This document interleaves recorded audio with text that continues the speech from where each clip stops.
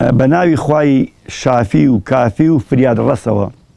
هاوشاریان و خزمانی خۆشەویستم منداڵە بە ڕێزەکان هاو پیشە و نوێش خوێنەکانم سڵاوی خواتان لێبێ حەز دەکەم تۆزێک زیاتر بە ڕاشکاوانە بێمە خزمەتان بۆ باسی ئەم دەردە پیسە و چۆنیەتی خۆپاراستن لێی بەبێ شڵەژان و تۆقین هێدی و هێمن لێم وەربگرن زەرەر ناکەن. یەکەم لەبەرەوەی ئەم گەلەی ئێمە ئەم جۆرە پەتایی نەبینیوە و دەردێکی تری وەک ئەمەشمان نەبینی وەک تاعون لە سەدا شەستی خەڵک باوەڕ بەم ڕێنمایی و باسانە ناکەن کە حکوومەت و تەندروستی و دکتۆرەکان ڕوونی دەکەنەوە لەبەر بێ متمانەی خەڵک بە کاربەدەستان و حیزب و حکوومەت ئەمەش هەر بە فێڵ و خۆڵ لە چاوکردن دادەنێن بەڵام دڵنیابن ئەم پەتا و دەردە ڕاستە و هەیە و هاتووە و چەندین وڵاتی دنیای گرتووەتەوە جا تۆ باوەڕ دەکەی دیانا خۆت زەرەر دەکەی چونکە ئەگەر باوەڕ نەکەی وەک نەعامەکەت لێ دێت کە ڕاوچی دەبینێت سەری دەکا بەژێر باڵیدا و وا دەزانێ نایبینێ. دووهەم تا ئێستا لە شاری هەڵەبجە و دەوروبەریدا سوپاس بۆ خوا بڵاو نەبووەتەوە خوا ئەو ڕۆژەنەکە ئەگەر بڵاو ببێتەوە خۆپاراستن زۆر زەحمەت دەبێ. لە ئێستادا کە لە قۆناغی بەرگری داین ئاسانترە بۆیە من داواتان لێ دەکەم لەم ساتەوە زیاتر پابەندی یاساکانی خۆپاراستن ببن بە یەکەم ئەلف تێکەڵ نەبوون و نەچوونە شوێنە قەرەباڵغەکان وەک پرسە و شایی و بازار و سەردانی نەخۆش. دوو وازێنان لە تەوقەکردن و ماجماچێن بەخوا زۆر حەیفە ترسێکی وان نادیار لە ناودا بێت بەڵام بەڕێست لەم کات و ساتەدا عەتف و سۆزت تڵیسا بێتەوە و فشەت لێ بێ و دەیکەیت بە نیشانەی ئیمان قایمیت بەخوا کاتێک دەڵێی خوا کەریمە و خوا حسێبە وەک ئەوەی ئەوانەی کەوا خۆ دەپارێزن باوەڕیان بە کەریمی و دەسەڵاتی خوا نەبێ. تا هەتا بۆتان دەکرێت خۆتان نان و خواردنی ماڵەوەتان دروستکەن نانکردنی ساج لە ماڵەوە خواردنە کوردەواریەکان بۆ ماوەیەک نۆکا و گەنمە کوترا و ترشا و شێلم دوێنە ساوەر برنجی بایعی برنجی کوردی مریشکی کوردی با مانگی جارێکیش بێ یاپراق گێلاخە تۆڵەکە گۆزروان پەڵپینە کنگر ئەمانە ئەگەر دەوری دەرمانیش نەبینن زیانیان نییە چونکە پاکن ئەو تەماتەی پلاسکۆیەکی ئەدەن بە 2000 هەتا بۆتان دەکرێ مەی خۆن یا ئەوەندە بیکوڵێنن تا میکرۆب و ڤایرۆسەکان دەکوژێ.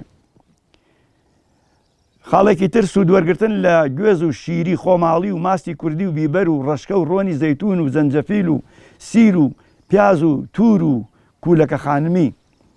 خاڵێکی تر خۆتان پارێزن لە جگەری مریشکی دەرەوە گۆشتی بەستوی دەرەوە مریشکی بەستوی دەرەوە. خاڵێکی تر بە تایبەتی بۆ گەنجەکان لاوە خۆشەویستەکان ڕەحمە لە دایکتان واز بێنن لە جگەرە و لە نێرگەلە و لە بیرە و عارەق و تلیاک و حەشیش و مەشروب لە شروب و لە حەب و سیکۆتین بیکەن بە خاتری خوا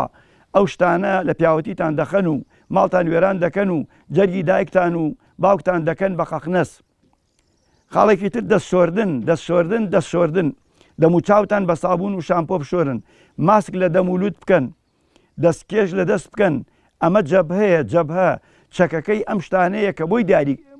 بۆم دیاریکردن لە لۆمەی لۆمەکەران مەترسن بەخوا کە توش بوون دایکیشتان ناوێرێ بێ بەلاتانە. ئەوە جارێ خەتەر دروست نەبوو بۆیە دایکەڵێ قەزاو کوێ لە من جا من جارێکیان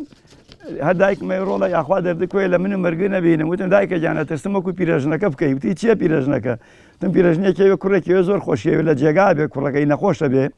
دایکەکەی ئەڵێ ڕۆڵە هەر دەردێ بۆ تۆ یاخوا خوابی خالە من وەلا لەپڕ مەلەکلمەوت خۆیەکا بە ژوورە ئیزرائیل خۆیەکا بە ژوورە تەبعاً کوڕەکەی بینێ دایکەکەی ژەی بینێ دایکەکە ئەڵێ بوومە قوربانی مەلەکلمەوتەوە ئەوە نەخۆشەکەیە من نەخۆش نیم لەوە کە خەتەر پێیا بێ جا ئاگاتان لێ بێ گەنجەکان. خاڵێکی تر مەڕۆرە سەر ئاوی گشتی لە بازار و فەرمانگە و مزگەوت و نەخۆشخانە مەگە لەبەر ناعیلاجی WC محاولە بکە نەڕۆیتەوێ لە ماڵەوە تا دەکرێت دەستنوێژ لە ماڵی خۆتان بگرن خاولی و لفکە و شتی کەسانی تر بەکار مەهێنن حتا قەڵەم بۆ نووسین مۆبایل محاولە بکەی خۆت بۆ خۆت بێ وی خەڵکی تر بۆ خۆی بێ. خاڵێکی تر ئەگەر هەموو ئەمانە جێبەجێ کرد ئەو کاتە دەستت بخەرە سەر دڵت و پڕ بە گەرود بڵێ حسبنا الله ونعم الوكيل قل لن يصيبنا إلا ما كتب الله لنا هو مولانا وعلى الله فليتوكل المؤمنون بلي اللهم وجهت وجهي إليك وفوضت أمري إليك وألجأت ظهري إليك لا ملجأ ولا منجا منك إلا إليك